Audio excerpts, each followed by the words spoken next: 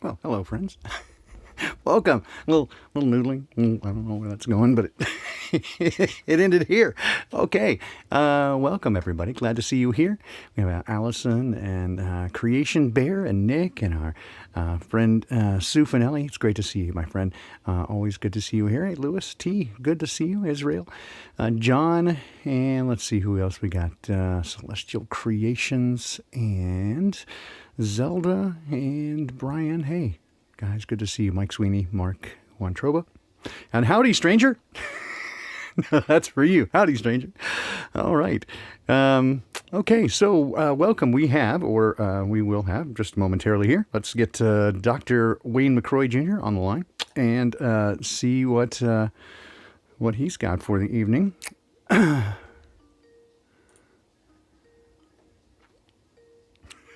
see what he's got for us.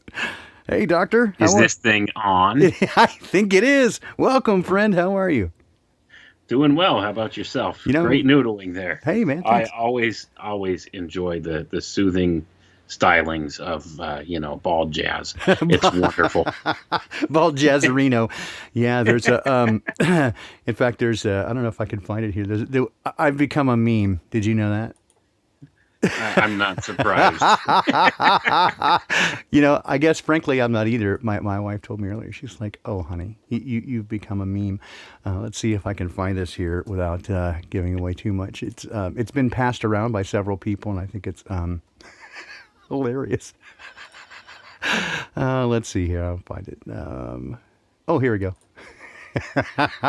Okay, we'll put this up here for you. And there we go. It's Baldini noodles, pork flavor. I don't know. It's not kosher, but no, that's not a kosher flavor. So.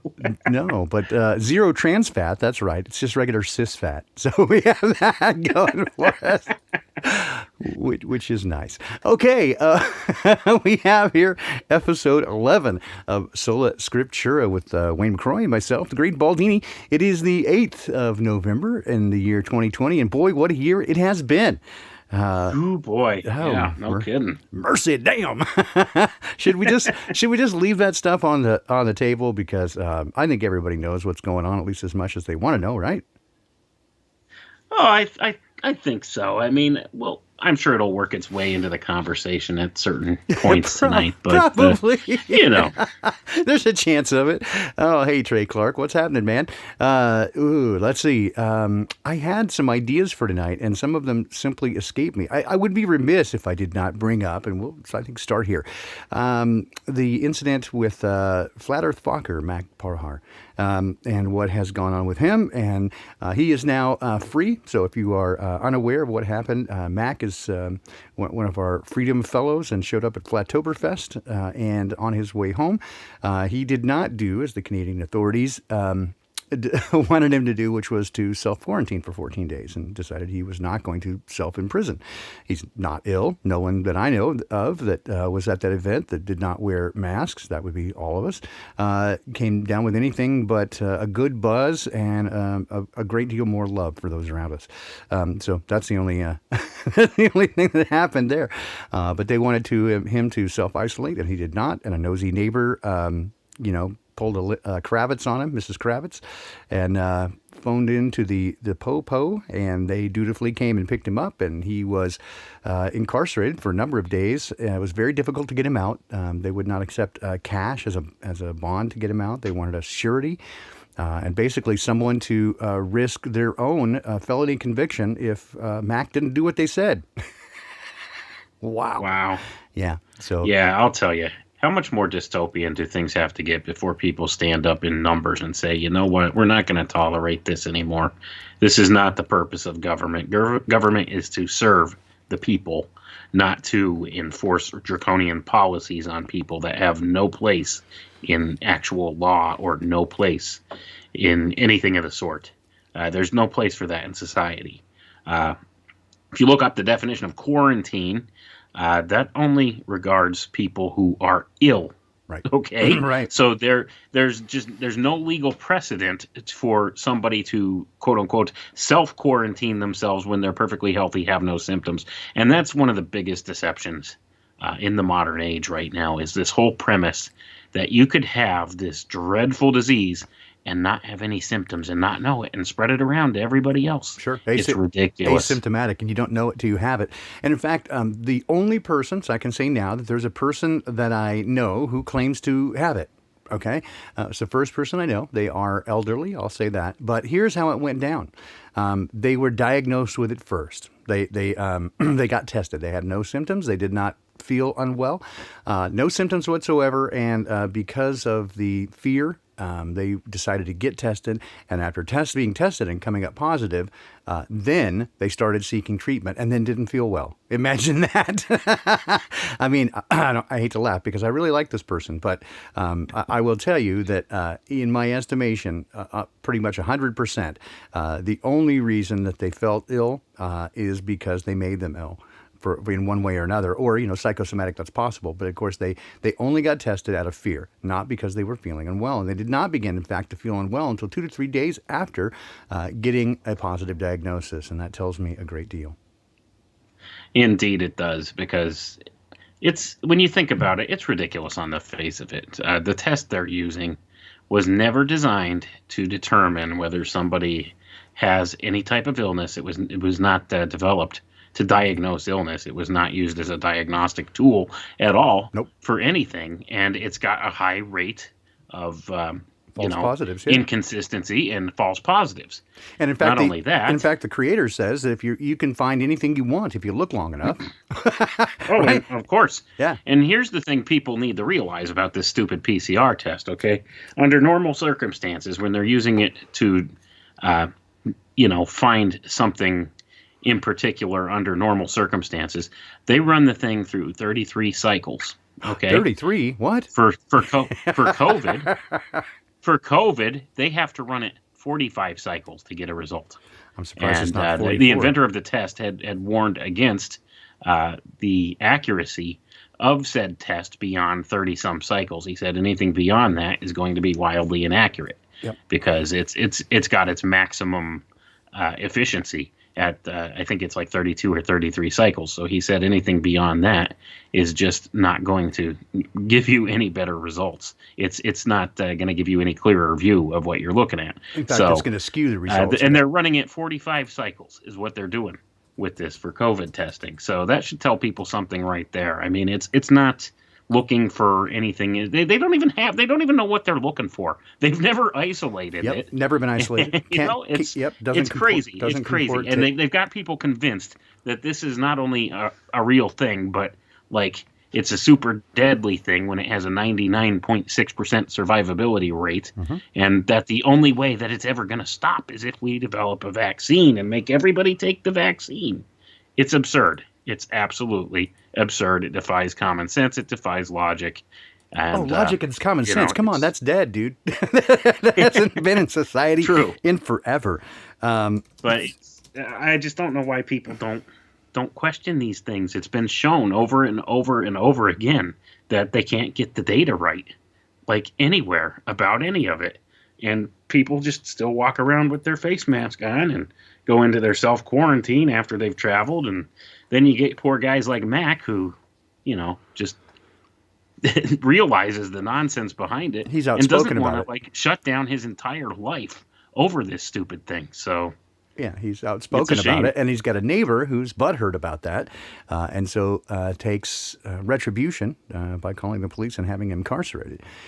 And I do my best to follow the teachings of Jesus and to love those who persecute us and bless those who curse us. But it is awfully hard. See, that's why following the instructions is much harder than keeping rules, because it is difficult to love those people. And I mean, I can kind of feel sorry for them that they're so afraid that they feel like they need to harm others to get their way. But it all comes down to fear. And we have spoken about this over and over, that most of the what we would call bad behavior of people has to do with fear. That they are afraid that they're not going to get what they need, or they're afraid that somebody's going to get one up on them. And in that fear, what they end up doing is giving their power away to others. Help me, Big Daddy Government. Save me. I'm so afraid. And so it actually, the irony of it is remarkable. It is, and it is. It's very difficult to, to love these people when they do things to despitefully use you and do things that are to your detriment because of their fear. But that's what we have to remember: is it's because of their fear. Okay, these people are victims, and that's the thing. We need to remember when we look at this, these people have been victimized in one way, shape, or form, and they don't know better at this point, and we've all been in that position in our lives where we don't know any better, and that's why we have to have compassion for these people, because maybe nobody's told them, hey, you know what, that PCR test they're using to diagnose this is nonsense. They could diagnose anything they want with that. They could find whatever they want with it and tell you that it's something deadly. So any of these things, maybe nobody's told them that. Maybe they only get their information from the television or the newspaper. And if that's the case, man, shoo, boy, have they been victimized in a big way. Indeed. It's all propaganda anymore, and it's all mind control. It's been that way for a long time. Man, it's over the top here in 2020. It's very clear. Crazy. And let's. I want to put a bookmark there about that. And I know that again, we're straying from the titular means of the show, which is Sola Scriptura, and we digress. But I think again, these things are all we live in the world, but we're not of it, and so we have to kind of decide how we want to approach some of these things. And so when it comes to this thing with Mac in particular, I just wanted to kind of point out, let me show this to you. So it is still up. Now, again, I would recommend, especially if you're in Canada, use the e-transfer between Canadian banks. It's sort of scriptural. That's what I call it. Derek classes, Woody. When we go from sola scriptura to sort of scriptural. But in any case, I would recommend if you are in Canada, you can use the e-transfer between Canadian banks with very little cost and just go directly to Mac's page and do it that way. You can also donate to him through his PayPal account, which is paypal.me/flatearthfokker. And I'll put that in the chat here. me/flatearthfokker. And let's see, you can also, let's do this here. Yeah, you can also go to his page that I set up for him. It's the Go Get Funding, and I'll put that in the chat as well. Okay, so this says it's a legal fund, and again, when I put it together, I made very clear that really, that's because he's going to have legal needs. But I told him he could do with it whatever he wanted. It's his money; he can do with it as he pleases. We've already donated over $1,000 to him. About $1,150 so far has already made its way to him. I have more that I need to pass along to him. And we'll keep doing this in waves. It does cost us a little bit when it comes through this. So, again, you can donate directly to him, or if you want to put through here. And again, I'll let him know who is donating and that sort of stuff. So again, I get nothing out of this. It actually cost me a little bit to do it because I cover some of the transfer fees as well. So, but we just want to help Mac out. And the idea here, right, is I really. What's the deal with this page, right, is it sort of explains everything in one swell foop here. It needs to be updated real quick because he's now free. He's been out of jail. But there are 3 hit pieces from CBC, City News, and elsewhere that, really paint him sort of at a negative light. But you can see right through it. It is definitely... again, using some of this propaganda techniques to make him look bad.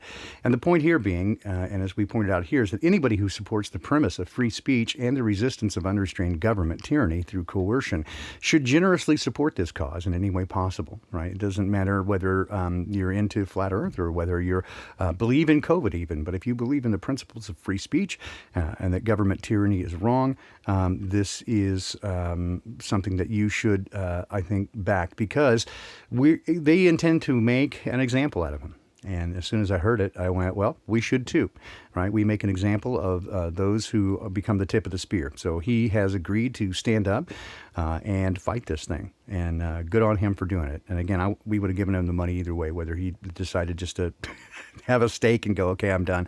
Either way. But we're delighted that he's decided to fight this thing. So as a result, we're trying to raise some money for him and back him in any way possible. If you can't do that financially, please try to spread the word to maybe those who can, and certainly support him with your thoughts and prayers. And I know that that's been highly denigrated, thoughts and prayers, but I got to tell you that those are the most powerful things that I've yet seen, more even so than fiat currency, is using thoughts and prayers. So support him any way that you can. And let's get back to this then idea of the propaganda involved in here. If you have any question about, yeah, exactly, Gary. In Canada, you can use e-transfer, and I recommend it. It takes less fees to do that. It gets to them actually quicker. So in this idea of what's happening here, if you had any question about what's going on, or why they're using this plandemic as a means, basically it's a means of control. So here we have the Great Reset, and you'll hear this over and over. One of the first times we heard it was from the actor Tom Hanks in a delivery of a commencement address, and he said, "You're part of the Great Reset, the Great Reboot." And all of a sudden, this term, the Great Reset, has been used over and over. The World Economic Forum has engaged people to, it's an initiative for a COVID-19, the four-building reset, and there are a number of books out now touting this idea of the Great Reset, using COVID as a means to do this. And I would like to add, it's all about transhumanism. That's the end game for it. This is the reboot into Human 2.0. That's what they're looking for. That's what they're pushing. The Vatican has their fingerprints all over this as well. I talk about that in my new book that's out right now, how they are involved. They have a think tank group underneath them that they support called the Dicastery for the Promotion of, I can't think of the exact words for it right now. I'd have to look it up quick. It's a big, long, elaborate title, but type in Vatican Dicastery, Dicastery, and you'll see. Oh, the rules of chaos, yeah. Yep.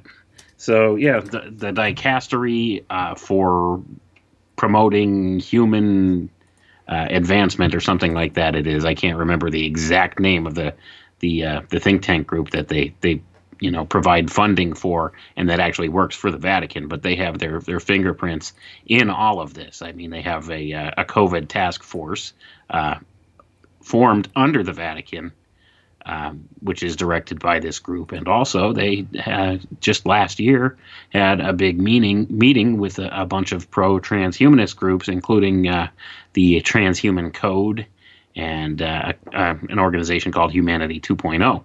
So they're heavily promoting this whole idea, and they're actually coming up with all these different white papers and stuff like that too, talking about what the Vatican's role in this whole thing is going to be, and how they're going to incorporate religious ideas and philosophy into this whole transhuman kind of idea. So it's pretty interesting. There's a lot of stuff out there on it. I'm still looking at a lot of it, but it's shocking just to see how all these same power players in the world always have, these interlocked groups that are the ones that steer and direct all this. And, you're talking places like the World Economic Forum is in on it, the World Bank, the Vatican, all the big players, the Rothschilds, Rockefellers, the whole nine yards, all these different international groups, the United Nations, the World Health Organization as well, and the other ancillary health organizations. They all are interrelated in this, and they're all funding this whole vaccination agenda and everything that goes along with it. So, I mean, it's pretty scary stuff to look at, but it does kind of cross over into the scriptural realm in a lot of ways, because all you have to do is pick up the Bible and look at the book of Revelation, and you can see how a lot of these ideas jump off of the page at you, and how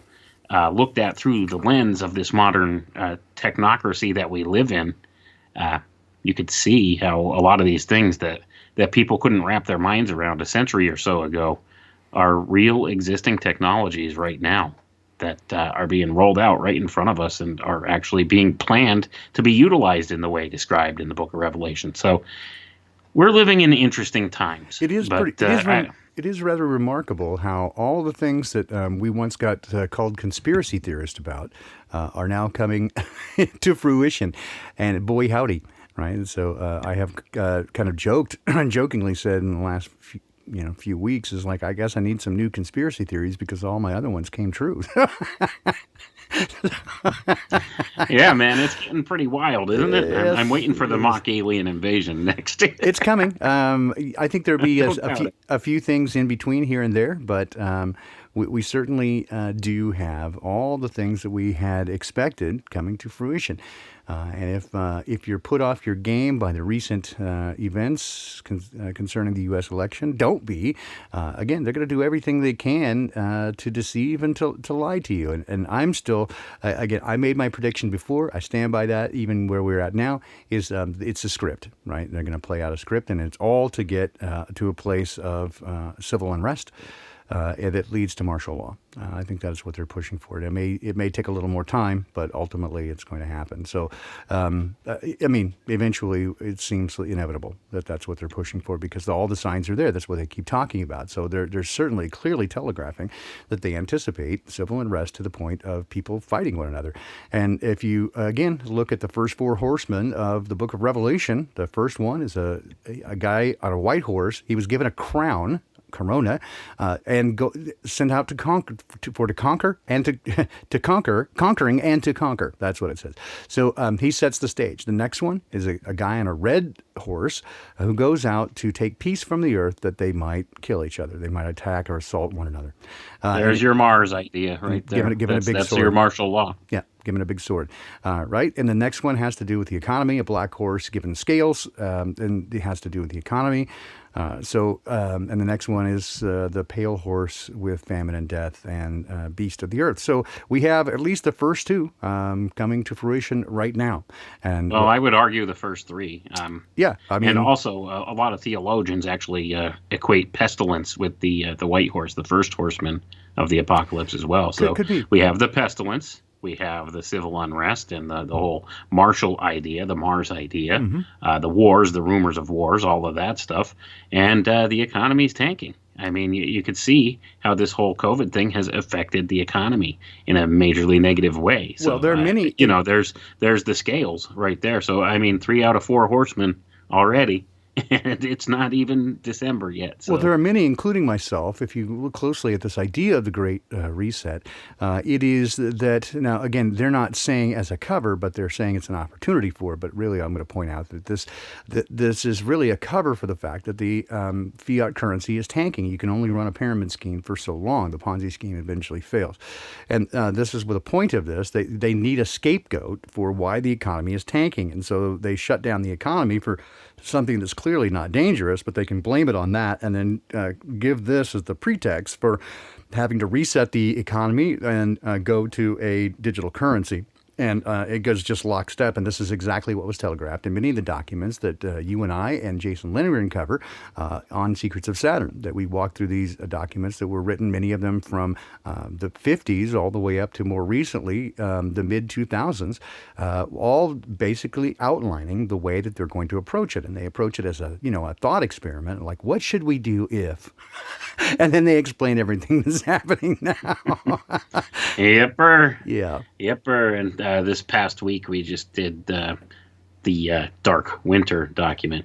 So that's one we're going to have to keep an eye on here coming up, the whole scenario with the whole Dark Winter idea, because Joe Biden at one of the debates went ahead and made sure to emphasize the term Dark Winter. Yeah, twice. And he said it twice, so to make sure people caught it. And to follow that, so did Trump, although he said, I don't think it's going to be a dark winter. I don't think we're going to have a dark winter. So he said it twice as well in the negative, but, and then what's his, I just saw a news article where somebody else, an actor, said that we're going to have a dark winter.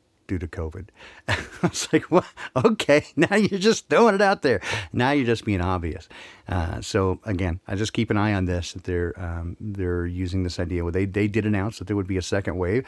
And again, they're going to certainly make it appear that way, in my opinion. So here's where we get to, and this is kind of one of the themes that I wanted to touch on this evening. Right, is in dealing with the thing with Mac. Right, we've had a few people, come up and bump up with their little mockery, because people love to take Scripture out of context, and I love the folks who will at first say, Scripture is a book written, the Bible is a book written by men. Okay, where'd you get that idea? In a book. Written by men, okay. And moreover, those who will dismiss it entirely, or say that it is just esoteric, it's all metaphor, and then they will quote it to prove a point. Okay, wait a minute, what? It can't be. How can you do both, right? But here's one where people will go, oh, the Bible says you're supposed to, obey the rulers, right? And so if Mac's not doing that, he's not following God. Wow. Okay, let's put that into context, shall we? I'll give you the first blow at that one, Wayne. Well, I know it says render unto Caesar the things that are Caesar's, and render unto God the things that are God's. But remember that we ourselves are a divine vessel. God designed us in His own image, and therefore. Even though you're supposed to render under Caesar the things that are Caesar's, you shouldn't surrender your whole self to government, because that would be a violation of the first commandment given among the 10 commandments. Indeed. Thou shalt have no other gods before me. So if you're going to worship the state instead of God, that's a violation of the first commandment he ever gave on the 10 commandments. And I don't know if they're necessarily in that order for a reason, but that is the first one. So I would think that that's important. So just remember, being a divine child of God, created in His image, imperfect men should not ever rule over imperfect men. So, governance and government is supposed to be given by the consent of the people. So if we therefore don't consent to this government per se, then it's an illegitimate government. And, it's one thing to turn the other cheek, and it's another thing altogether when you're facing tyranny. So, there's a difference there, and it's a fine line. It's something as simple as, okay, you want to obey the natural laws, the laws that God put into place, the natural law, the agreed upon common law between peoples, okay, that has been with us through all of humanity. I mean, everybody knows it's, pretty basic stuff. Don't do unto other people what you don't want done unto yourself, okay? The golden rule. That kind of an idea. That's natural law. It's when you get to something as ridiculous as, oh, you just traveled away from this city, so when you get back, you have to lock yourself in your house for 14 days, or we're going to arrest you and lock you in jail for 14 days. But first, we have to let the prisoners out of jail because we don't want them to get sick. Right. So there's a total logical disconnect with all of it. And the thing is, they hope you just are so afraid of the premise of being potentially locked up because of it that you don't even think about it for a brief second at a time, that you have enough fear of it that you just blindly obey without questioning first of all, the authority of these people, and second of all, the jurisdiction of these people.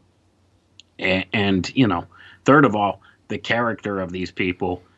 It goes beyond logical reasoning to think that they could impose something like this. There's really no precedent for it.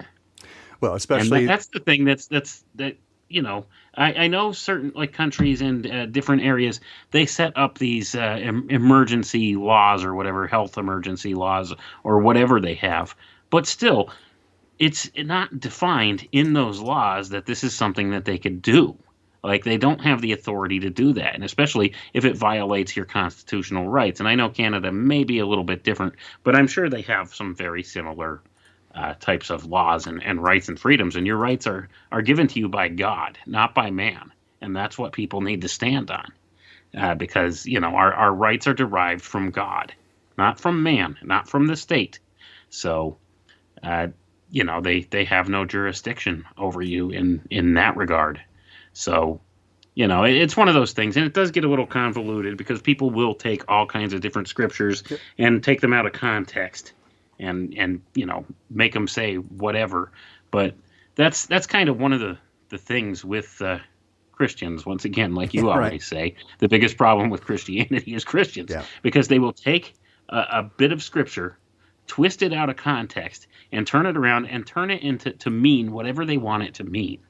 And that may not necessarily even be the case. I think, what is it? Is it Romans chapter 13 they Yes. quote a lot with Yep. that? Yep. And I'm going to get Okay. to that. I've got a bunch of stuff standing by here. Yeah, why don't we look at that? Yep. And we could go ahead and try to give an interpretation of that that's not really and show exactly how that's out of context when they tell you this. Okay, so I'm going to go through a number of different things and show where it lands. And as Nachiketa says, so what about the idea that it's been grappled? Well, again, I think there is a possibility that it has, but when you look at everything in context, I think you get a better understanding of what's going on, because you got to take the whole thing, right? If you just take little bits and pieces, you can again make it say pretty much anything you want.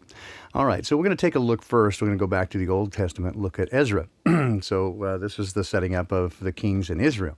All right. And so here, when they set up, so understand that whenever they set up the government in Israel, know that you're not to have any authority to impose taxes, tribute, duty on any of the priests, Levites, musicians, gatekeepers, temple servants, or other workers at the house of God. So they set that apart, right? And these laws were all based on the laws of God.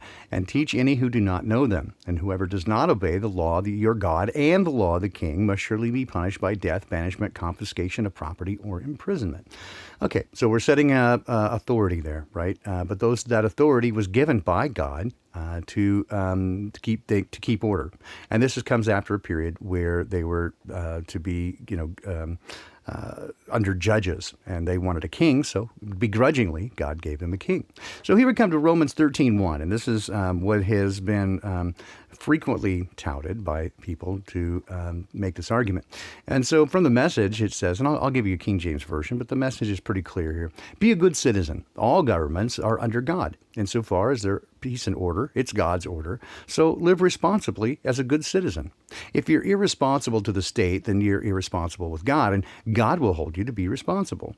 Duly constituted authorities are only a threat if you're trying to get by with something. Decent citizens should have nothing to fear. Do you want to be on good terms with the government? Be a responsible citizen, and you'll get along just fine.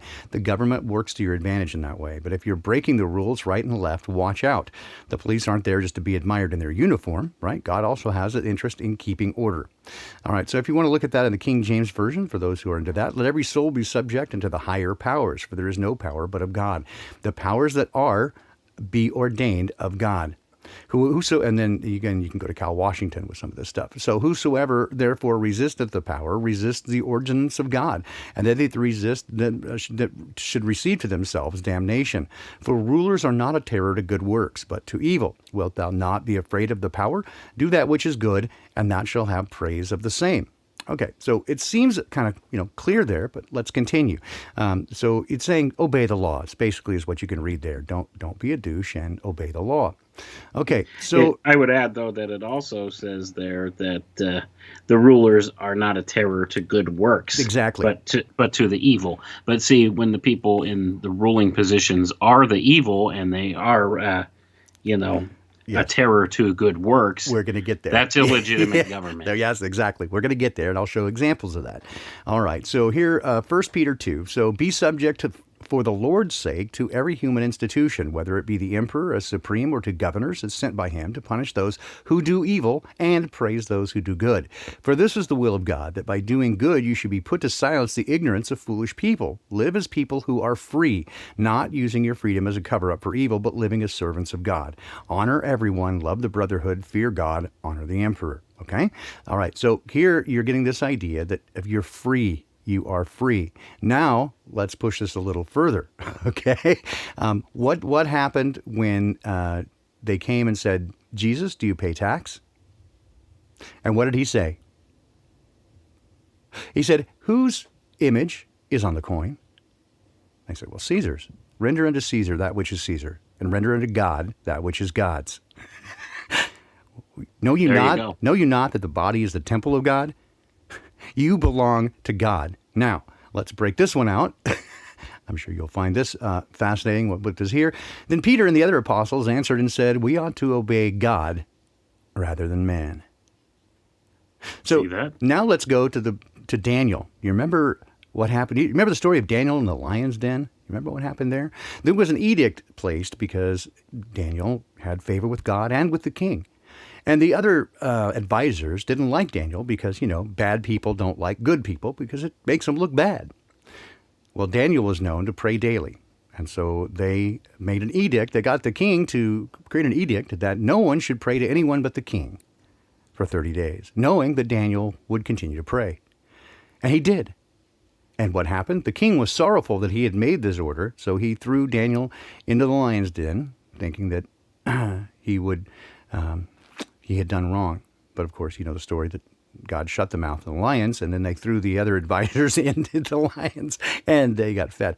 So we have that going, which is nice. But did Daniel keep the law? Which law did he keep? The law of man or the law of God?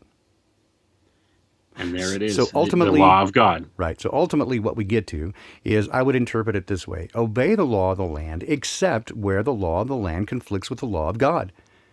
Put God first in everything. Trust in the Lord with all your heart, and lean not unto your own understanding. In all your ways acknowledge God, and he'll direct your paths. If you trust God with everything, he will guide you. Don't trust in me, right? I'm going to only say trust in God. If you get to know him and you know his voice well, he will guide you correctly in everything. If you listen to men, well, you're going to get fucked up. And you say, oh, Baldini told me. No, screw that, right? You listen to Dad and what Dad tells you. But in my heart and what he tells me, obey the law of the land, except where that conflicts with the law of God. You know what to do, son. You're an adult. You're not a dummy. I gave you a brain for a reason, right? I gave you a moral compass for a reason. If the law is that you must go slay your neighbor, I'm going to disobey that law. It is a moral obligation to defy bad laws. That's my take. It is. And that's even, something that the founding fathers of this nation even brought up. It's the same kind of thing. It's our mandate, if we consider ourselves citizens of the United States, that when we see tyrannical things going on like this, we're supposed to do a big reset, I guess. I mean, essentially is what it is. And that's the thing. They've hijacked this whole reset idea. We could have something good come out of a lot of this stuff, as long as enough of the people stand up in mass and say, no, we don't like how you're acting and what you're doing. You're not representing us anymore the way that it's been set up, how it's supposed to be. And you've gone mad with power. And that's what's gone on. A lot of these politicians and a lot of these people within the auspices of government and, the different shadow government organizations and things like that, they've gone mad with power. And they're just pulling nonsense left and right. And they're so blatant about it anymore because they're so confident that nobody's going to do anything about it, because they have the public so conditioned to be passive about everything and be complacent about everything that they just do whatever they want out in the open anymore. They're not even secretive about stuff anymore. And, they're confident that nobody's gonna say, you know what, this is not gonna stand. But that's kind of where we're at. But when it comes down to it, though, God's law comes first. Okay, no laws made by man that contradict God's laws are going to stand, and that's just the bottom line. I mean, this is why we have a moral compass, which is why they've been trying to erode the morality of this world for the longest time now, using the concepts of moral relativism and various other things, and these whole ideas of secular humanism, all of these different ideas, atheism, and that kind of thing, to degrade the morality of the people and make it so that they believe that the standard to which morals are held is a subjective standard, and not that there's not an absolute standard of say God's laws and that kind of thing. So in doing this, they've made people accept things that they know well, at one point they would have known in their hearts is morally wrong. But because of the onset of this progression of moral relativism through our society, uh, it's become, do what feels good and that kind of thing. And that's the whole gist of how they've managed to really degrade the morals of society as a whole and be able to implement different things and slowly encroach more and more upon your freedoms and that kind of thing, because they know they could make the people do what they want, because they've been at this whole social control thing for a very long time they've just about got people in the place where they want them. Indeed. And this comes back again to the idea of fear, right? That God did not give us a spirit of fear, but of power and of love and of sound mind, right? And that perfect love casts out fear. And what we see now is in the world around us, and we're told very clearly, right, that there would come a time when the love of many would wax cold. And I think we are certainly at that point in the history of the world where I have never before seen it to be quite at this place where the love of many has waxed cold. And yet there are others, again, part of this community, and I see it, and this is, again, why I brought up Mac at the beginning of this program, right, is people are coming behind him in a way that really has deeply touched me, right? That we may disagree about certain things. We may disagree about our methods, even about the nature of some things. But when it comes to taking care of the family, right? And what did Jesus say? That you'll know that you're my followers by how well you keep the rules. They'll know you're my followers by the clothes you wear. You'll know you're my followers by how well you can recite the mainstream narrative. No, none of those things. You'll know that my followers by the way you love one another. And this is how I know, right? By your fruits you'll know them. And so I see the fruits of people, right? We used to always say that you can identify the roots by the fruits. And right? You can tell what a person is made of by the way they behave. Jesus put it this way. He said, it is from the abundance of a man's heart that come his works. And the psalmist said, above all else, guard your heart, for from it come the wellspring of life, right? It is from this wellspring that come your works. And so Jesus said, can a bitter well bring forth fresh water? No, right? Yeah. Exactly. And so it is these things. So when you see bitter water, you know what is in it. Right? You know it's poison. It only takes a drop of poison to turn the entire gallon of water into poison.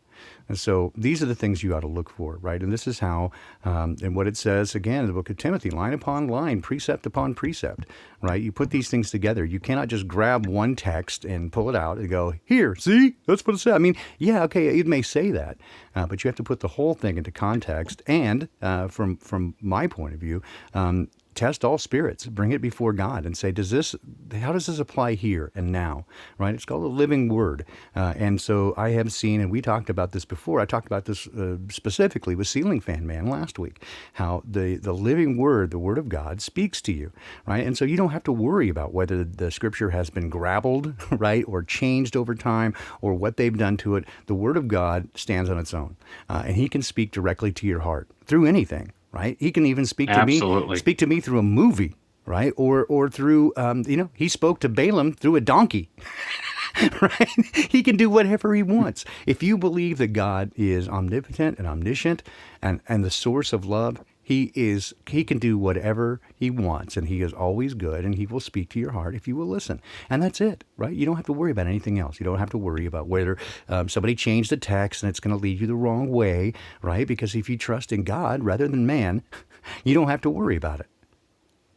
Absolutely, and that's totally correct. And I would just like to read just a couple of passages here from Romans 13, just to show people, what we could do and how things could be better. And I'll start here at verse 10. It says, "Love worketh no ill to his neighbor. Therefore, love is the fulfilling of the law." So when you're approached by people, about the whole legalistic view of Christianity and all of this stuff, love fulfilleth the law. So that's the whole thing right there. If we have this love for one another and this love for our fellow man, we're fulfilling God's law. And anything that is counter to that is not of God's law and not of God's will, and therefore, if that's what quote unquote Caesar is doing, and it goes against God's law. We know that's we're not supposed to blindly follow those laws of the land if that's the case. But love casts out all fear, and based upon fear, like this is what they're doing right now. Everything's based on fear, not love. So therefore, I mean, we have illegitimate government and stuff as far as that goes. But let's continue on here. Reading, it says, "Love worketh no ill to his neighbor, therefore love is the fulfilling of the law. And that knowing the time, that now it is high time to awake out of sleep. For now is our salvation nearer than when we believed. The night is far spent, the day is at hand. Let us therefore cast off the works of darkness, and let us put on the armor of light. Let us walk honestly as in the day, not in rioting and drunkenness, not in chambering and wantonness, not in strife and envying, but put ye on the Lord Jesus Christ, and make not provision for the flesh to fulfill the lusts thereof." And that's the end of chapter 13 right there. Yeah. So it's telling you, you could see just how this speaks to the time we're in right now. Knowing the time, that the time is high, it's high time. Awake out of sleep, for now is our salvation nearer than when we believed. And this is what it's about. It's about love. We got to love our fellow human being and understand these people that are walking around with these masks on their face in this whole state of fear and panic and, ratting out their neighbor like poor Mac for, being outspoken against this stuff. They're doing that out of fear. This isn't out of love. That's not the Spirit of God. But these people, they don't know better. They're so caught up with this spirit of fear, they don't know better. And that's why it's difficult to love these kind of people. But that's our mandate right now. And if we do that, then, we will be justified in the end. And, it's a very hard thing to do. But this is the day we're living in. I mean, this is the time. It's at hand. Mm-hmm. We're right at the end game now, guys. I mean, it's not going to be long, and this whole world is going to change and be completely different than what we've ever known. And it could change in a good way, or it could change in a bad way. But the things we do now will determine that outcome. So we can't let the spirit of fear win over us. Yep. And we have to move forward with the spirit of love, the spirit of God, and do His will, and just be good to each other. I mean, that's the bottom line. Be good to each other. Sure. And I'll get to a couple of points here, because there's something I actually kind of wanted to cover this evening from How Did We Get Here? It kind of brings up this notion, right, of that you sort of need the bad to see the good. I want to put let's bookmark that just for a moment. I want to just kind of put a cap on what you said, and that is that, again, I'll say this and I'll say over and over, and Ceiling Fan Man, you can use this in one of your quotes, right? Is that if love is not the motive, God is not involved, right? And so calling the cops on your neighbor does not seem like an act of love. But I'll leave it there.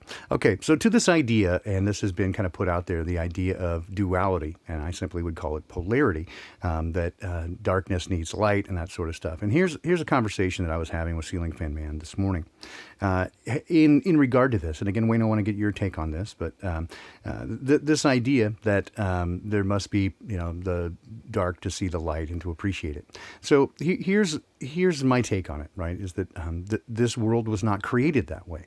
It was created with a sense of polarity, darkness and light, and that there was a greater light to rule the day and a lesser light to rule the night.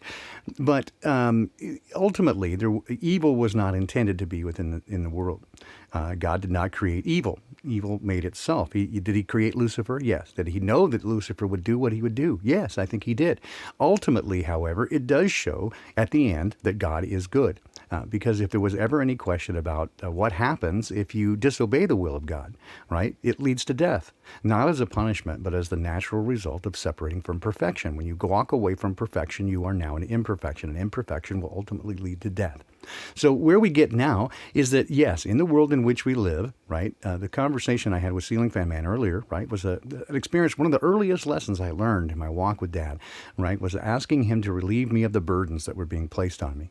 And he immediately came back and said, don't ask that the burden be lifted, ask that you gain the strength to carry it. Because if you always have the burden lifted, you'll never grow. And it is true that adversity brings strength. The more things that you go through, the more strength that you have. And that has been my experience and my observation entirely. I mean, you can see this in weightlifting, right? Without a resistance, you don't grow. But that growth comes through pain. Right? No pain, no gain. That is the way that things are right now. And I think this is in part because the things that Dad set up are so perfect, right? That what we see is adaptation. And you can see this in nature, that in very strange environments, the spark of life that he has given will adapt to its surroundings such that it becomes perfectly adapted to the surroundings. Similarly, we are adapting to the surroundings. It's the same reason that Jesus said, let them grow up, both the wheat and the tares together, right? And so that ultimately they will show themselves for what they are. There will be no question about who follows Dad and who does not, and which is the fruit of the Spirit and which is not. So ultimately, there is no fear, or you don't have to embrace darkness so that you can better understand light, right? So you're going to harm yourself. Know you not that you're the temple of God? Why damage the temple to appreciate the way it's conditioned before damage? That seems preposterous to me. Always following the light, always following the Spirit of God will lead you away. Now, you will stand out like a sore thumb, right? You turn on a light in the darkness and you can attract bugs. And so it only takes a single candle to illuminate a whole room. So when you shine with the light of the Spirit of God within you, you will be noticed. Right? And again, as we saw earlier, that those who are filled with darkness will try to shut you down. It sears their conscience. I cannot count the number of times that people have been attacked simply for being good. There was nothing on them. They weren't dirty. I have a friend right now who actually, we can go back to politics for a minute. She serves on a city council in a very small town in Texas. So, some of the votes do count because, she was elected, but she's kind of one of us. And so she takes them on and she finds the dirt on them, and they are as dirty as they come. Again, small town politics, and they've been there for forever. And they hate her. Why? Not because she's doing anything wrong, because she points out what they're doing wrong. And she's gotten 2 city managers fired. One of them is now facing jail time for doing dirty deeds. And they hate her. And she just won re-election, by the way, because the people love it.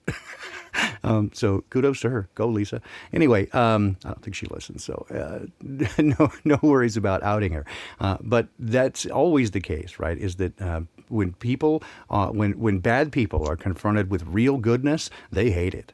And Jesus said the same thing. The world hates me, right? That when light came into the world, darkness did not comprehend it. And the world hates him because he shows them what they are. And he said clearly, if you follow me, they're going to hate you just as much or worse because you follow me. And so I expect it. I've come to appreciate and expect it. I count it all joy.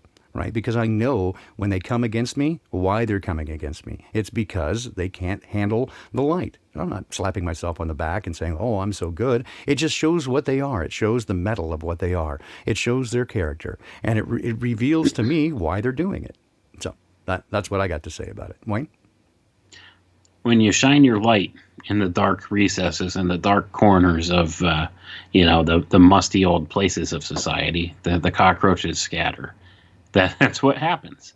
So and the thing is, if you're a shining light on a hill, you're going to be seen. You're going to stand out, and those that use the darkness to their advantage over other people are not going to like you, and they're going to do everything in their power to snuff out your light, and that's kind of a good analogy of how this works. I mean, if you're following God's will for your life and you're doing the things that God has set forth for you, the plan that He's laid out for you, and you know what to do. I mean, that's the thing. If you're an adult human being, and as you said earlier, God gave you a brain for a reason, so you should know what to do, and you should have that moral compass that you know what you're supposed to do, and you know right from wrong, and you know when something's right, you should do it.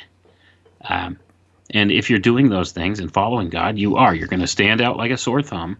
And those who are uncomfortable with that are not going to like that. Because if you're a shining light on a hill, you're exposing their darkness to the light. Yep. And people could see them for what they truly are. And they could see themselves for what they really are.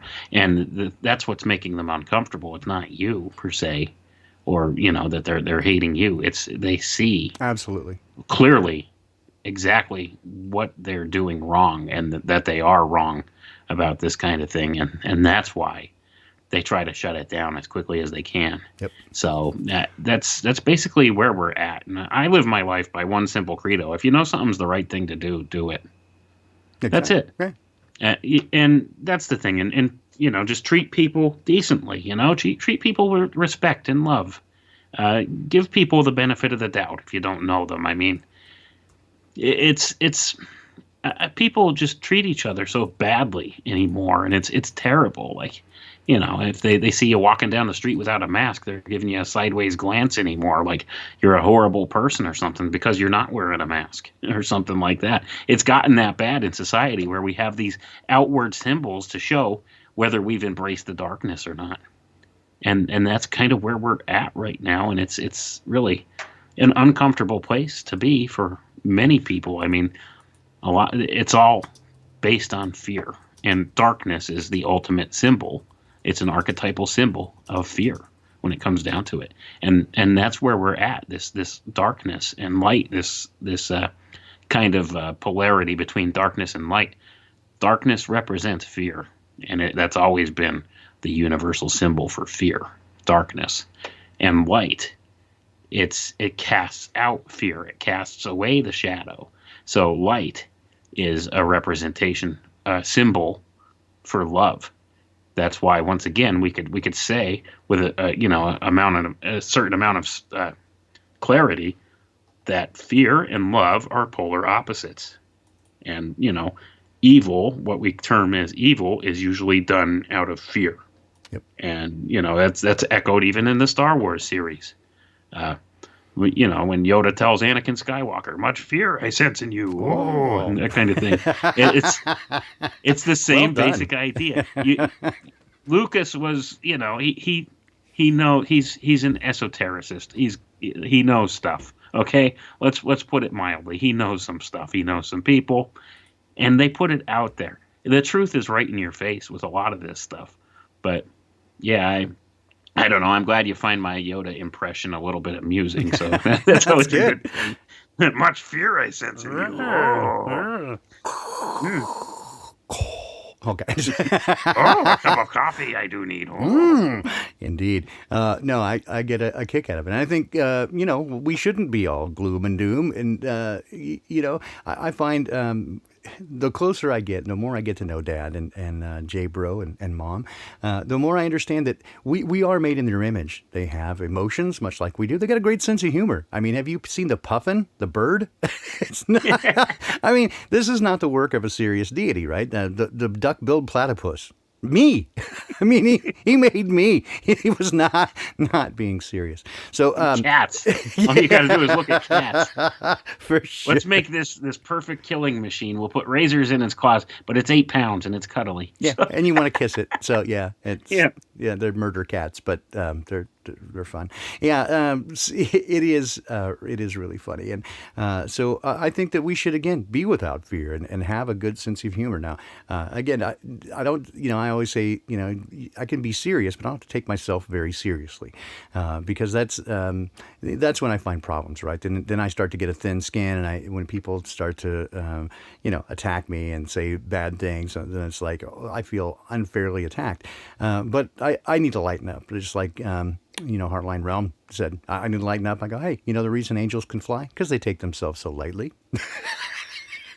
The jokes aren't going to get any better, I promise. But no, really. Again, it's good to have a sense of humor. Laughter is good for the bones, right? And it is good to view some of these things with amusement. This is why the exact reason why Rose 777 and I do the Poppycock Report, right? Is hairless cats. Thanks, Wayne. Yeah, that's a good one. But that's why we do the Poppycock Report. We mock these things. They're poking us in the eye. Why should we not poke back? It's hilarious in some ways. And so, we have to, again, keep our wits about us and keep our sense of humor. And I think that there is a great deal of humor and in being compassionate and having love for others and not being a drag. And I've said over and over about, I've said also that it's only, 99% of Christians that give the rest a bad name, right? And I see so many who walk around like their religion is giving them a headache. I'm like, if that's the case, you're doing it wrong, right? It is. Yeah, if it's hard to follow the precepts of it, then you're doing it wrong. I mean, that's the bottom line. And that's the thing. And once again, it comes back to the whole legalism argument. And that's my biggest problem with the mainstream Christian church is they're so caught up in the legalistic aspect of it all. Jesus said he came to fulfill the law. And we see here in Romans chapter 13 here that love worketh no ill to his neighbor. Therefore, love is the fulfilling of the law. Yeah, it also That's it. It also it's says love, man. That's it. That's the fulfillment of the law. So if we do that, the rest of it falls in place. Yep. In fact, I was going to, it says also that the entirety of the law is fulfilled in love. Right. So it's giving you, both from both perspectives of it. It's one and the same. Love is the fulfillment of the law, and the fulfillment of the law is love. And the number of the count shall be 3. Shall continue on until such time as 3, and not go past 3 to 4. 5 is right out. And I had to remember the address of that because I knew it was in there. The entire law is fulfilled in this one commandment: love your neighbor as yourself. That's Galatians 5:14, right? So the entirety of the law is fulfilled in love, and it also says that love covers a multitude of sins, right? So again, I come back to this: if love is not the motive, God is not involved. And I always encourage people just these things. If you want to know what to do, if you're confused about any of this, if anyone lacks wisdom, let them ask. Go direct to Dad and say, what do I do? And understanding that God is the very definition of love, right? And so it says, Jesus said specifically, these are the commandments, right? Love God with all your heart, all your strength, and all your mind. And the others, just like it, love your neighbor as yourself. And that's it. Right? That is it. The other stuff is all sort of academic, right? It's sort of like, what does love do? How does love respond to certain things? But other than that is the very nature of it. And I will always say, right, that it is not what you know, it is who you know. The entirety of this thing is to get to know Dad, right? He is going to... He's going to save his friends, all right? Not those people who think they have him figured out, not those people who think that they understand things or they know the way the world works. That's not going to help you. The only thing that's going to help you is your relationship with Dad and getting to know him. He wants to be with his friends. He made us to be in relationship with one another, and so he wants to be with those for eternity that want to be in relationship with him. That's it. There's no other way out. There's no other escape route. There's no figuring it out so that you can achieve godhood on your own. That's not going to happen. The only way out of here is to get to know Dad, and the only way to do that is to talk to him.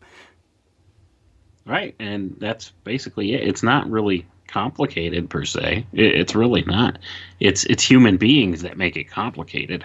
That's the thing. I mean, it's a simple thing, really. Well, and so much of religion is designed to keep you directly away from that, right? To not come to that realization that it's about the relationship. They want you to run around in circles trying to please God and thinking that somehow right living will lead you into relationship, when it's just the opposite. It is relationship that leads you into right living. Right. It's the whole premise of do the good works to get into right living. And that's the whole problem. And that's contrary to what God teaches. He just wants relationship with people. Just have a relationship with God, know God, and then you'll do the good works just as a side effect of that. Yeah, you can't help it. Do the good works, not to do the good works to get in God's good graces. Exactly. That's not how it works. And that's the thing. That's why Jesus said he'll be a stumbling block And that's why he is a stumbling block to a lot of these other religions and philosophies and stuff like that, because all of them are works based. Like you could earn it through good works, or through the acquiring of more and more knowledge and wisdom, gnosis, that kind of thing, Yep. or learning the secrets through the secret societies, learning all the secrets of the universe and how this works and how that works. And there's nothing wrong with learning that stuff, but it's not going to get you into the good graces of God. He gave it as a free gift, just a relationship with him. It's a free gift. He loves you that much that he wants to spend time with you. He wants to know you and wants to have you with him. Yeah. So he offered you, here it is, a free gift. You don't have to do anything for it except, first of all, accept it. And then second of all, just seek love and relationship with God. And then everything else comes right along with that. If you have a loving relationship with God, you're going to start to appreciate the human beings in your life more. Yeah. The ones that you come in contact with. You'll have compassion and love for your fellow man. You won't want to do harm to others. And it works completely opposite, contrary to what all the other philosophies and religious ideals teach. So it's not through good works, lest any man should boast. It's a free gift from God. He put it in place. He gave us that free gift. And, it's up to us what we do with it. If we earnestly seek him, he'll come to us. He'll give us wisdom and direction, and and we could have that relationship, and we could have that love, and give that love to other people. And a lot of other people, like that's the thing. We don't necessarily see that unless it's through people. God uses his people to spread his love around. So if we show love and compassion to our fellow human being, that's the first step. Just meet their basic needs and that kind of thing. Because if somebody's starving and they're hungry, they don't want to hear a sermon about, salvation and things in the spiritual realm. They're hungry, man. Feed them. Can you hear me face palming over here? No, I was saying, when you put it really succinctly, right, that the idea is that, again, you just say, hey, it is not right living that brings you into relationship, but relationship that brings you into right living. You're going to naturally do those things. And the rest, as they say, is gravy. Right? So, absolutely. Right. So it's as Wayne says, it's not a difficult proposition. What it is difficult is making that 18-inch mile between your head and your heart, right? Because we want to understand it. And again, it is not, as Wayne said, these ideas of knowledge is not unfruitful. And it's not a bad thing. It says very clearly, it's the glory of God to hide a thing, and it's the glory of kings to figure them out, right? So there is joy in finding out information, but that information is not going to help you, right? So again, the words of the psalmist, better in one day than your courts than 1,000 elsewhere, right? So all the knowledge of the heights and the depths and the breadths of the world are nothing in comparison to knowing the creator of it, because the creator can tell you all things, right? And you're going to get it right. Again, I adjure people, right? Get your relationship with Dad first. The rest comes easy. The process is challenging. I got to tell you, it is a difficult proposition, largely because what's necessary is that you let go of your, I don't know, your right to be the king, right? We all want to be God. And so you have to sort of submit to that and trust that he's good and he's going to point you in the right direction. Once you've developed the trust, and it does take some time to develop the trust over time, then it becomes really easy because you know he's right, you know he's good, and you know whatever he's got for you, it's going to be okay. But at the outset, that is a really difficult proposition because you're scared, right? Again, there's that fear. You just don't know. Am I listening right? Am I hearing the right thing? Or, man, that seems wrong. That seems counterintuitive. After a while, it becomes so much easier. It becomes, I know his voice, and I know every place he leads me is good, even if it seems weird, right? It's going to work out. I know it. And so, amen to that. Yeah. Even if it seems weird or it seems, I've struggled for a long time that God could be calling me in this direction in my life of the things I'm doing now. Writing books about esoteric and occult subject matter. I mean, I struggled with that stuff for a long time because, being through a Pentecostal Christian church, and being involved with that for many Ooh, it's years. of the devil. Yeah, pretty much. So it's like, but the thing is, I I had dabbled in the occult long before I became a Christian and stuff like that. So I mean, I had always had interest in paranormal type subjects and these types of things. And once I got born again and saved, into Christianity, I struggled with this for a long time. That God could actually want me to go this direction and write about these things and try to explain these things to people. And I struggled for a long time. I thought, is this of God? I struggled. God, is this of you? And no matter how many reassurances the good Lord gave me, yes, this is what I want you to do. This is my path I have for you.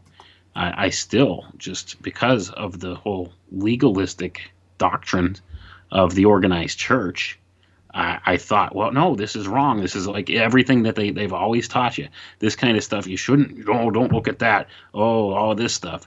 But I'll tell you, I have so much more peace now, and I just see God's hand moving so much more now than ever before, just because I'm obeying what He wants me to do. Yep. And it's been a really difficult thing for me to do, to do this, because I know it's not going to make a lot of the people that I've known for the past how many years at the churches and stuff like that, at church, they're not going to be comfortable with this subject matter, or that I talk about it, or that kind of thing. But you know what? They need to hear it, and they need to hear it now, because it's important right now. They need to understand the vantage point of the people that run this place, Yep. the ones that are in positions of power in this world. They need to understand what it is these people believe, what their goals are, and what their philosophies and stuff that guide them are, and what it is that they're doing, and how they use this stuff. And they need to understand that, and that's been missing for a long time in the Christian community. There's only been a handful of people that in the Christian circles and stuff that would even touch this kind of stuff. But that's why I'm here. And I mean, I largely have an audience that don't really consider themselves Christians too, but they need to understand this stuff too. And hopefully, they could come around and understand my point of view and where I'm coming from, and understand that God's in control. The creator of the universe wants to have a relationship with them, and maybe they'll reach out that way to God and come to their own kind of a relationship with God in this process. So I don't know what the future holds. I don't know what's coming.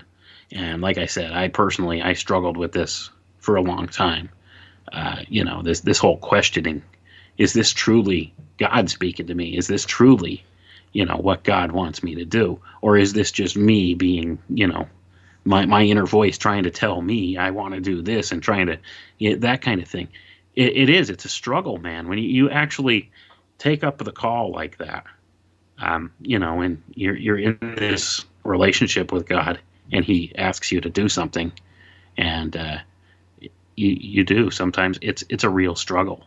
So, I'm an introvert. Okay, let's put it that way. I know I don't sound like that when I'm talking on shows like this and stuff.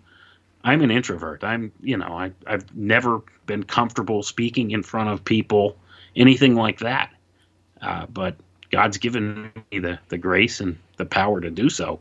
And, I don't understand where that comes from, because that's never been the kind of person I am. I've always been kind of shy, introverted, have a hard time relating to a lot of different people. So, for God to do this, use me to do this, that just shows how good He is, honestly, because, this is not something I would have ever thought in a million years that I'd be doing right now. Yeah. I never had any grand ambitions to write books, or, do internet radio shows, or go on documentary films, or anything like that. And I'm doing all that stuff.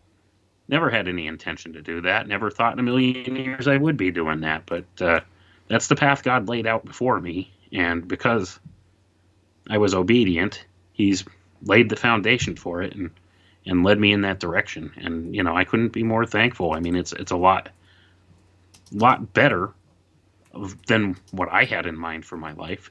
Like I want a good future for my children. So that's the main reason I started speaking out. It got to be enough where I said, you know what? If nobody's going to stand up and say something about these things going on in the world, I have to do it. Because if I don't, I mean, who's gonna? And that's the point where you get to. And then, if you're questioning yourself a lot, and like I said, I beat myself up a lot over this. I struggled with this for years. I've been sitting on a lot of this information for a decade or better, and like I never thought in a million years that I could use this stuff and put it in the written word in a book or something, and get it out there and actually have people remotely interested in anything I had to say. I thought, okay, so when I felt the call to actually do this and write the book, I wrote the book out of faith, the first book out of faith, and put it out there, having no expectations at all, not expecting to have any kind of an audience or anybody even remotely interested in it. I doubted I would even sell a single copy. And I put it out there, and, about the same time when I first started writing the book, lo and behold, I had a chance encounter on Facebook of all places. I came across Jason Lindgren once again, and I had known Jason. We were best friends as children and stuff. Hadn't seen him at that point in over 25 years. 25 years. And we completely lost touch. I had no idea what he was doing. And lo and behold, it turns out he's a co-host on Crow 777 Radio. I had no idea. And, he actually gave me a platform that I could go on with his Secrets of Saturn show at the time, and let me come on and talk about my book, and really helped to bring this out and made a path. And this is how there was a path. God made a path for me where there was none. I had no idea, and I had no intention of any of this. I had no idea, but out of faith, I obeyed. I wrote the book, and from there, I mean, this is where we're at now. Now I'm a lot more active in this community and stuff like that. I had never had any intentions of that, but this is kind of where I'm called. And I could tell you, it's when you answer the call that God gives you, he really, really makes a way for you, and really puts blessings on your path there. So it's been rewarding for me. I'm not, Okay. It's been good. It's been a really good thing. But I struggled for a long time. So anybody out there, if you're struggling with this whole thing, this questioning God, is this really what you want me to do, God? Is this really you? Am I understanding correctly? If you're struggling with that, I sympathize, man. I really do. I struggled for years, and I sat in silence. And that's not how God wants us to be. If God puts a calling on your heart, there's a reason for that. So, it's a struggle, and I get that. And people struggle with this whole notion at times, and I struggled for years, like I said. But just put yourself out there. That's all I could tell people. If you feel compelled, and in your heart that it's God telling you to do something and compelling you to do something, do it. If it's the right thing to do, do it. You're not going to be sorry about it. In all things, right? And I would, again, I would come with this notion, right, that not everyone is given the same gifts. We're told very clearly that different gifts are given to different people. So for some teachers, for some healers, for some compassion, for some the lifting up of others, right? But you can never go wrong in following the leading of Dad, whatever he's speaking to your heart. And this is why I say it's so critical to get to know him and to hear his voice in your heart. Because following the leadership of somebody else and going, I want to be like that person, I want to do what they do, that may not be what you're supposed to do, right? You may not have the skills for that. That may not be your calling at all. Right? The only way you're going to find that is to get into a relationship with Dad and to hear what the Spirit says to you, what you should do. Right? And that's not going to be the same for everybody. And so this is why I have a problem with not only organized religion, but with any sort of blanket statement, any sort of blanket policies, because it does not bring to bear the differences that we all have. We're all individually and beautifully created, and so that's why I kind of keep coming to this idea of the stained glass. Right? Each of us is imperfect in certain ways, and it is the occlusions in stones that bring out their beauty, that give it colors. And so when we put occlusions in glass, each one is then a different color, but put all together, they make these beautiful images. And if it were all totally clear, you just see white light, which is, good. I mean, that's helpful, but it doesn't make this beautiful image. It doesn't turn into what it's supposed to be. And so this is the basic nature and the idea of that we become the body of Christ. We become the arms and the legs and the feet, right? So when it comes to these sorts of things, it's the idea of helping our neighbors. When Mac needed help, right, we stand up and we do it. So I did one thing, other people did other things, and so we're trying to help the guy out. And so we should be able to come around one another. And each of us use the talents that we're given in the purpose that we were given it to use. So I can't say, oh, hey, Wayne wrote a book, I should do that. I mean, maybe I should write a book sometime, but not until Dad says, "Hey, write a book." You know what I mean? Dude, when Dad tells you write a book, I'll be the first to buy it, man. Honest to goodness, I'm waiting for that day. We'll see what happens. Well, we do. We all have different talents. I mean, we're the arms, we're the legs, like you said. We're essentially Voltron. Okay. Yeah. No. Transformers, we're right? Voltron. So yeah, but anyway, aside from that, but. Yeah, it's everybody has different talents, different abilities, different callings on their lives. And, everybody's talents and callings are different from one another. But we're all here for a reason. Like, if you're listening tonight, it's not by accident. And I really sincerely, honestly hope you take something good away from this conversation because, things don't happen by accident, okay? I do not believe in coincidences. There is no such thing in my view as coincidences. I've seen too many synchronistic things happen, just in my life personally, to accept that things just happen by random accident. So if you're listening to this, I really sincerely hope you take something good away from this tonight. And you're here for a reason. You're listening for a reason. So, and I thank God for, allowing me to have this platform to just speak my heart and mind to people and hope that, they get something of value out of it. And, I give him the glory for it all. I really do, because I would not be where I'm at today if it were not for the love and guidance of the Almighty. So that's where I come from. And, I know you have some similar views to me on a lot of things with this here, Baldini, and I have much respect and love for you too with this, and your wisdom is much appreciated by me. You've helped me see a lot of things more clearly, and I hope you continue to do the things that you're doing, and you continue to do the things that the good Lord has called you to do as well.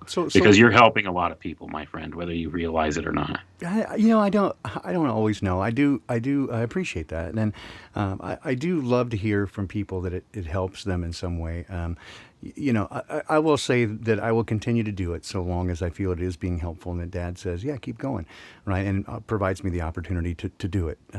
I had no compulsion to speak on different things other than the few things that I spoke with Wayne or with Crow about. I felt that those were necessary at the time to get out into the world at the time that I did that. And then thereafter, again, with as you said, with Jason, who's been gracious enough to provide a platform. And again, none of us agree about everything, but we all agree about most things, right? And that the important part is to look at them. And so I would also say, in addition to what Wayne said, if you're listening to this and if you're not listening live, definitely take a look at the live chat replay, because there's a lot of stuff that's going on there on the side. This is it's become a bit of a congregation of sorts, and so there's a lot of ideas that are pitched out there on the side, again, that you should consider. A lot of stuff that people are saying that are as relevant and salient as what we're saying here. So I would encourage you to, if you're listening back and if you're able to, definitely take a look at the live chat as well. But I do appreciate your kind words, Wayne. And again, I love you so much, and I'm so glad that we got to make acquaintance and begin talking about these things, and because they are important things, and I think no more so important than now that, as you said, we're seeing such an amplification, the amplitude of what's going on in the world, and the frequency as which it's going is just intensifying. It does appear as though we are moving into a historical, biblical, thing that I have certainly didn't imagine that we would be here at this point. So from my perspective, and to answer some of the things in chat, if you have problems with religion, man, I'm with you. Nobody's going to raise the flag harder than me and go, yeah, religion kills and relationship heals, right? And if you have a problem with people who claim to speak for the Creator, I do too. Right, so that's why I encourage people to talk to Dad directly, right? And don't take it from me. I mean, I can only share with you the experiences that I've had and my limited understanding of Dad. He is so big and so huge. As Nachiketa was saying earlier, how do we even understand the nature of an infinite being who is infinitely love, right? Who managed to create everything? Like, I can't even understand a single-celled organism. It is so complicated, and it's life. I could never do it. I am in awe of a single-celled organism, and yet look at what's around us. The kind of being that could create that, right? So when it says fear God, yeah, I'm a little bit in awe of a being that can do that, and also, but to recognize that my experience with people is that power corrupts, and absolute power corrupts absolutely. And so if you take someone who is the most powerful thing, you would expect that they would be not very nice. And that's the story that we often get told by the world, right? That he's an angry, bitter, mean, psychopathic God.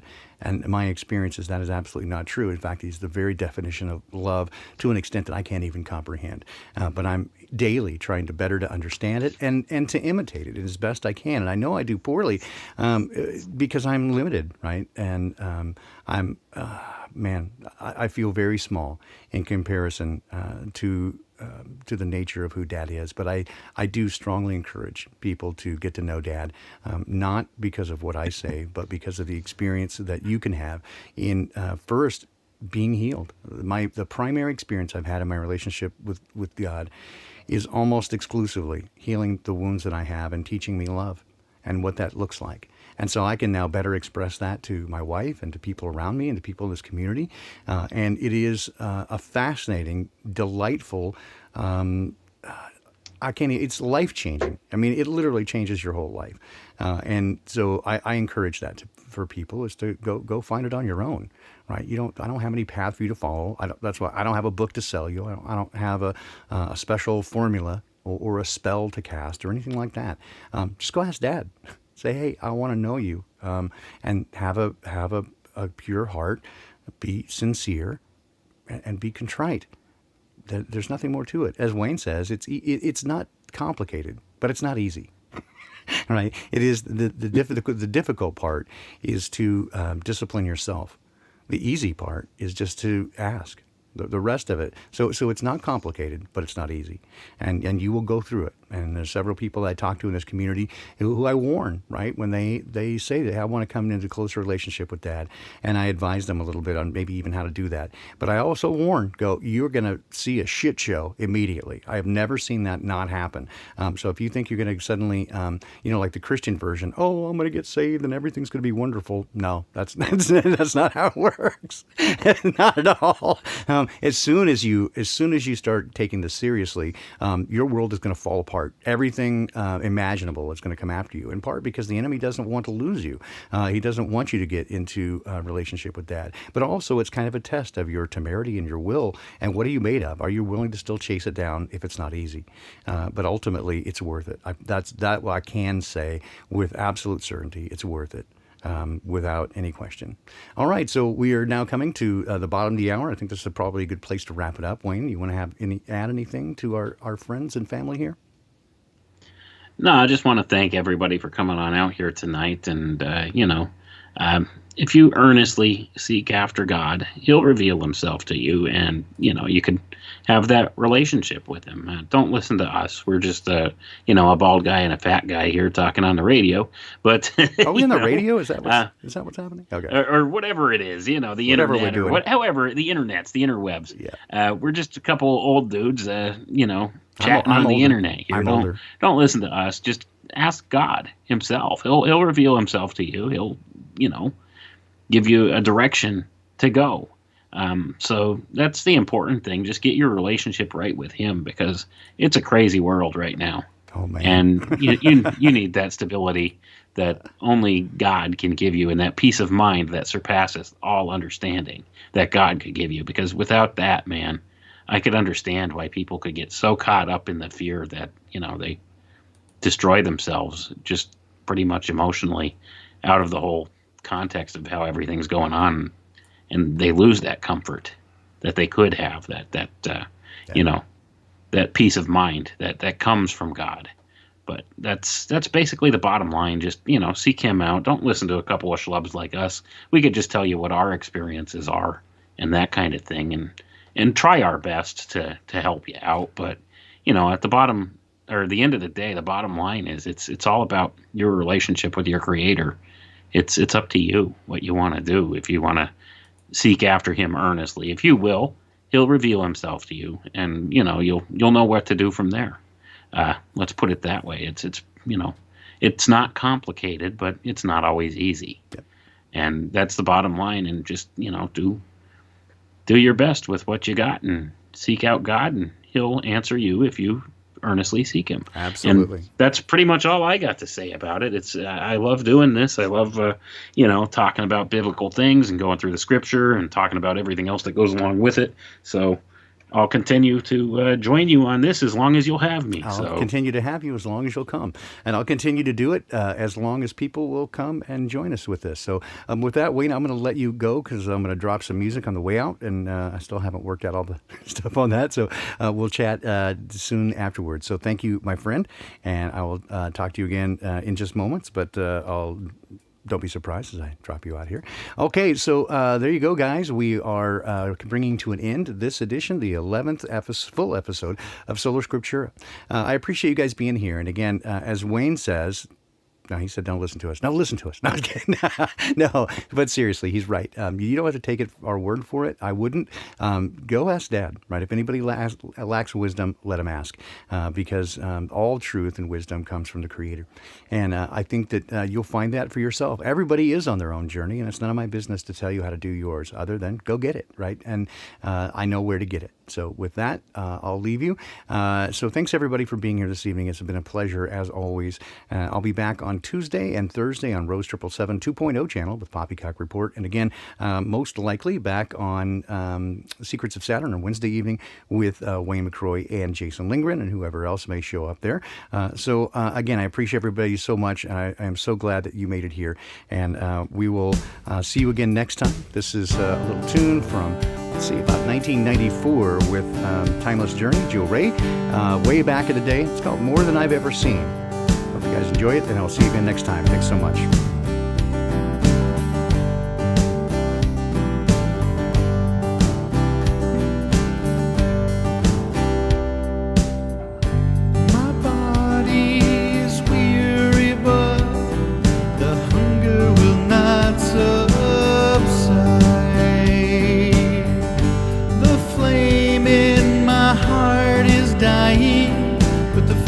Still burns inside with a light that I cannot hide.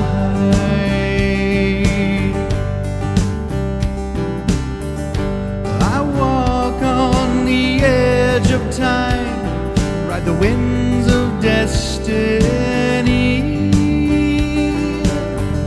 I hear the thunders coming, bringing me to my knees, like nothing I've ever seen.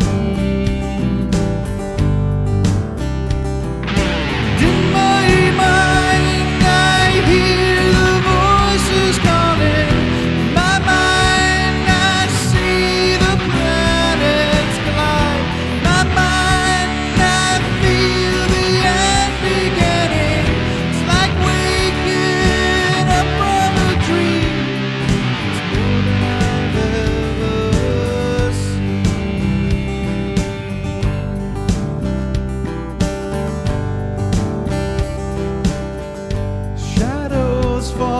like angels' tears, leaves darkness on every shore.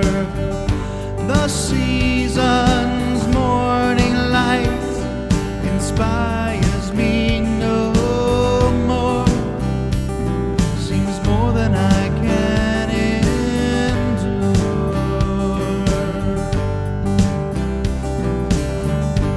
If I walk this final mile, will love be waiting there? If my feet are on solid ground, can I reach my dreams in